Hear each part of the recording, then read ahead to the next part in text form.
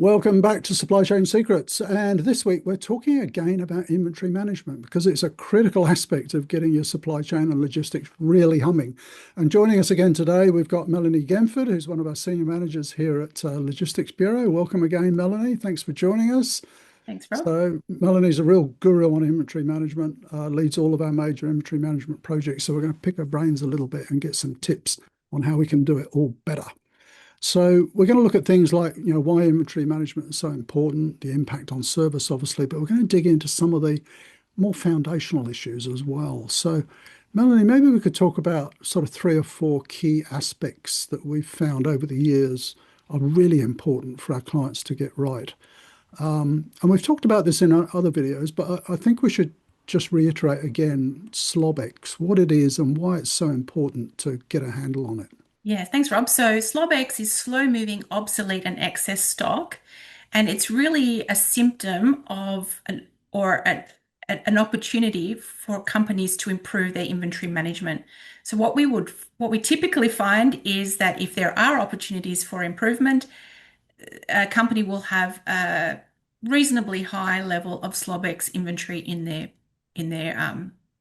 inventory holding. So I know when you do your analysis, you look at the sort of traditional view of A, B, C's and D's, the A fast movers, B's, and what you're able to do, I think, is to look at sort of industry benchmarks and say, well, in your industry, this is the Yes. sort of level of slow movers we'd expect, and you're here. So it's really quite prescriptive, isn't it, or quite detailed.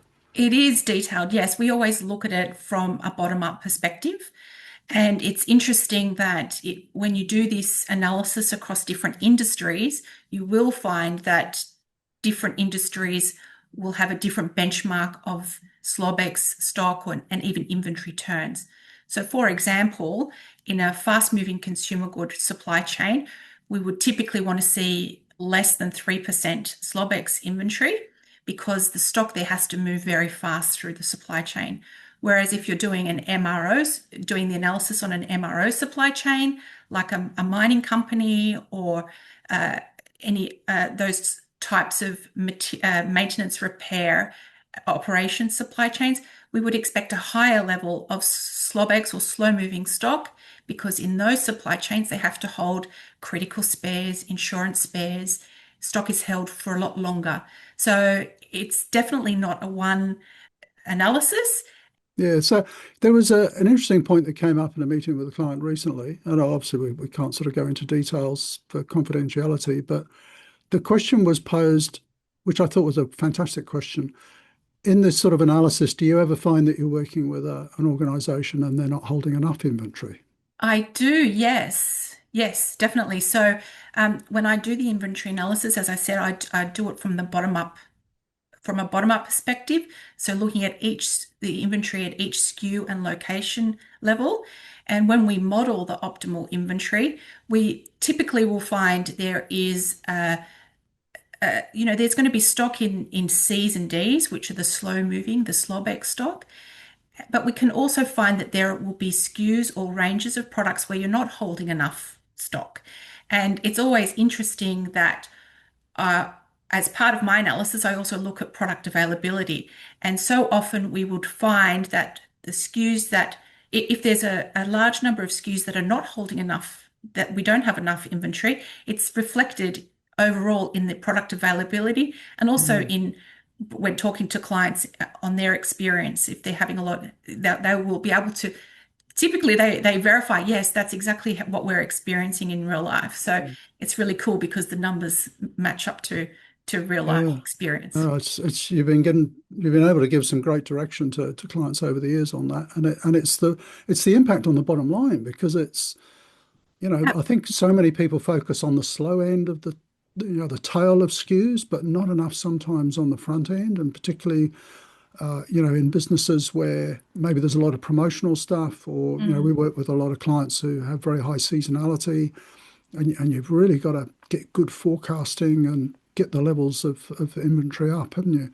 Absolutely. That probably brings us on to another natural sort of foundational aspect, which is forecasting. What are your views on forecasting accuracy? And is it Is it something that people should strive for a certain figure? Is it particularly difficult in some industries? Well, it is the ability to forecast well is a function of of a few things, of the demand patterns and demand behavior, and also the input from your sales and marketing team through the sales and operations process. So definitely forecast accuracy is very important in being able to hold the right amount of stock, be that not too much and not too little, but particularly focusing on making sure that we've got really good forecast accuracy on the A class SKUs, because those A class SKUs are where we generate most of the revenue for the organization. Mm. So we want really great forecasting on the A class SKUs. When we get to the long tail, the C's and the D's, the slow moving stock, what we find is typically those SKUs are very difficult to forecast because of the underlying demand behavior. So there are strategies that you can use to deal with those C's and D's around looking at your replenishment practice, using min maxes, using a simple forecasting method for those C's and D's that don't add to the SLOBEX problem. So there are definitely strategies that you can employ to deal with the poor forecastability of the C's and Mm. D's.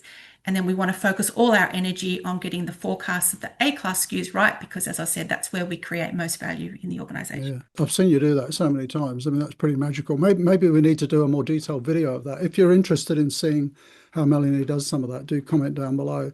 But it's interesting when you look at a product range and then you show the client in a great level of detail.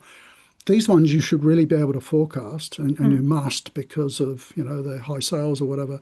But these ones, you almost need a crystal ball because it's lumpy demand, maybe unreliable supply, whatever it is. And so we need to think of a different strategy for working with those. And one of the things you also do is look at different ways of replenishing, isn't it? With, reorder points and MOQs. Maybe you could just explain briefly the difference between those.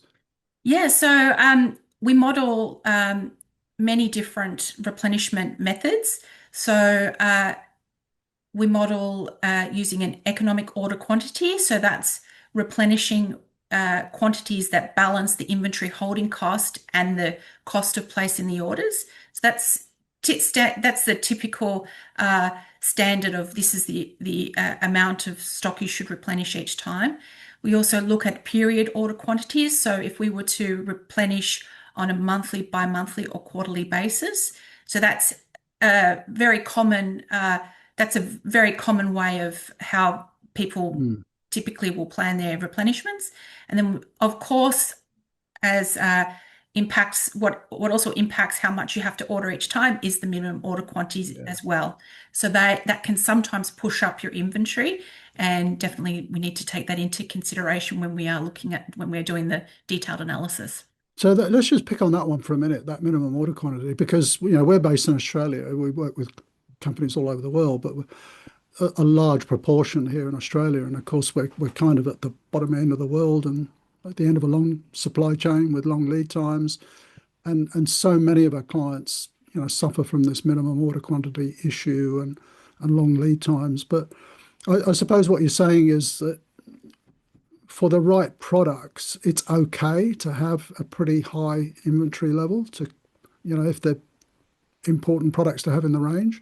Because, sometimes when you do the analysis, it's very easy to say to a client, well, why are you holding 6 or 7 months of this stuff? But when you actually look at the numbers, maybe the inventory investment isn't that high and it's, driven by these long lead times and MOQs. I mean, do you see that quite a bit?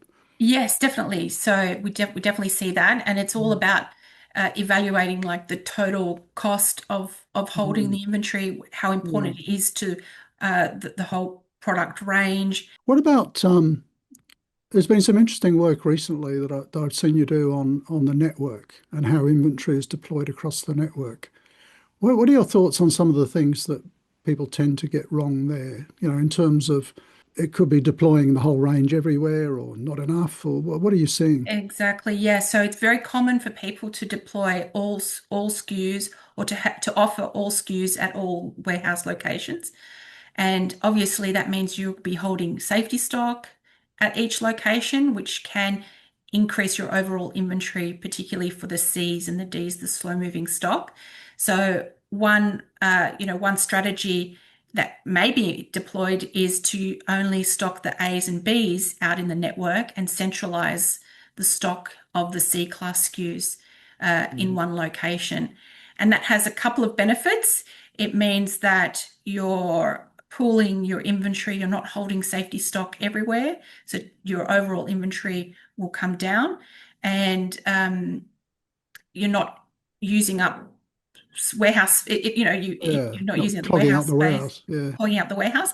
Of yeah, course, there are cons to doing that strategy as well. You're going to be spending a bit more on freight to get stock from a central warehouse to customers. So it's definitely a detailed analysis that each company should do to that's make where you're kind of getting into a cost to serve analysis, isn't it? You're saying yeah, is what exactly. makes sense to hold it all everywhere, and generally it's a hybrid, isn't it? It's some central, some local.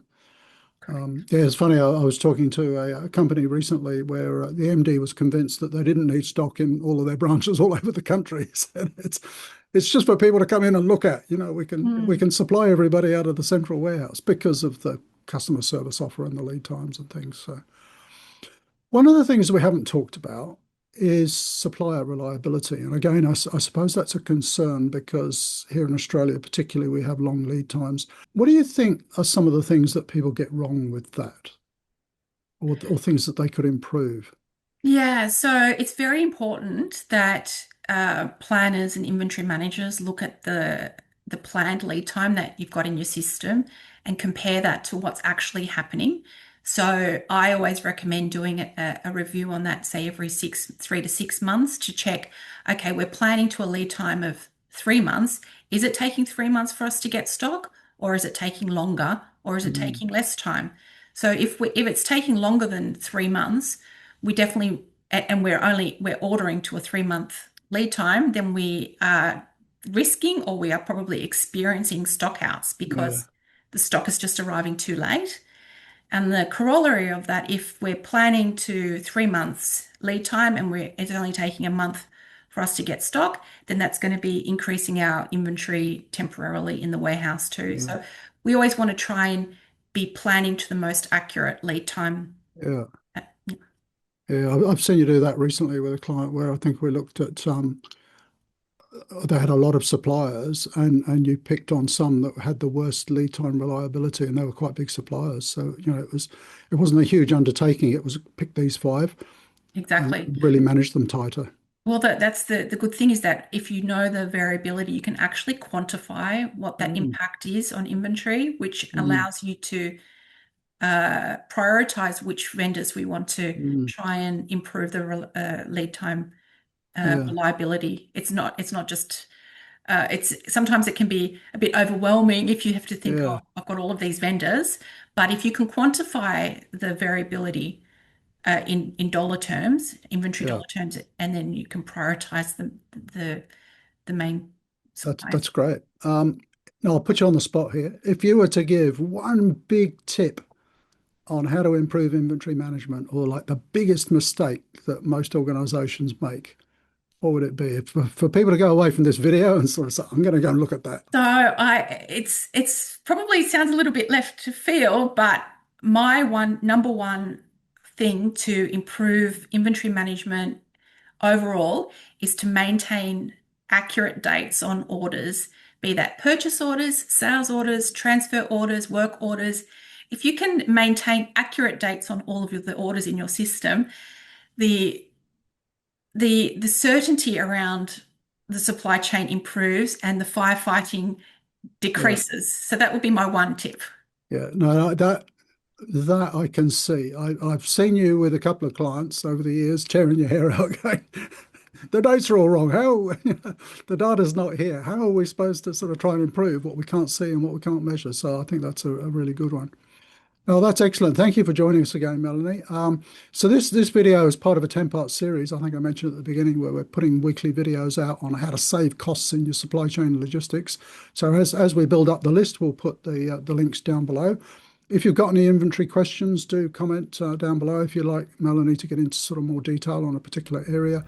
And hey, if you need some help with your inventory management and you want to reduce the stock holding or improve your supplier management or whatever, do reach out to us. We'll put a link down below. But thanks for watching, and I hope you got some great tips. Thank you, Melanie. Thank you.